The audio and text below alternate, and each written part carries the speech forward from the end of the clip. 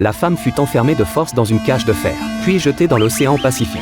La femme fut rapidement submergée par l'eau de mer. Mais étrangement, après avoir rendu son dernier souffle, la femme ressuscita. Cependant, ce qui l'attendait n'était qu'une nouvelle noyade. Elle ne pouvait absolument pas s'échapper de la cage de fer, ne pouvant que subir cette torture infinie. Le cycle dura exactement 500 ans. En réalité, cette femme était une immortelle, possédant un corps éternellement vivant. Elle et sa sœur Jenny furent les premières immortelles à apparaître. Toutes deux profitèrent de leur avantage pour apaiser les divers conflits dans le monde. Elles auraient dû être vénérées comme des déesses. Mais au XVIe siècle, elles furent accusées d'être de maléfiques sorcières. Toutes deux furent condamnées à la pendaison. Mais peu importe la méthode d'exécution, impossible de les mettre à mort. Cela renforça la conviction de tous qu'elles étaient effectivement les sorcières légendaires. Le prêtre imagina alors un châtiment cruel. Ils attachèrent la cadette, l'enfermèrent de force dans une cage anthropomorphe en fer. Après l'avoir verrouillée avec des chaînes, ils la jetèrent à la mer pour qu'elle souffre éternellement de la noyade. Heureusement, Jenny parvint miraculeusement à s'échapper de prison. Une fois dehors, elle ne cessa de chercher sa sœur, mais la retrouver dans l'océan était indubitablement difficile. 500 ans plus tard, Jenny, toujours à la recherche de sa sœur,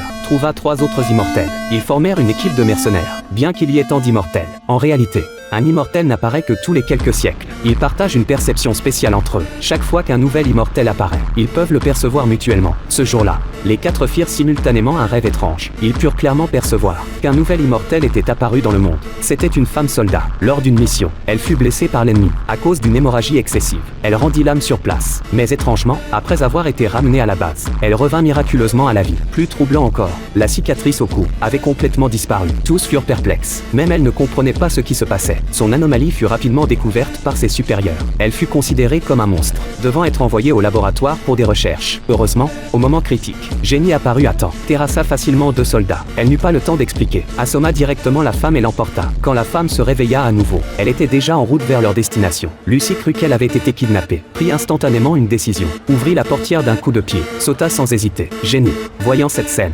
resta parfaitement calme. Voyant Lucy vouloir se lever pour fuir, assomma directement Lucy. Pendant que Jenny se dirigeait vers Lucy, Lucy ressuscita sur place. La blessure sur son front guérissait rapidement.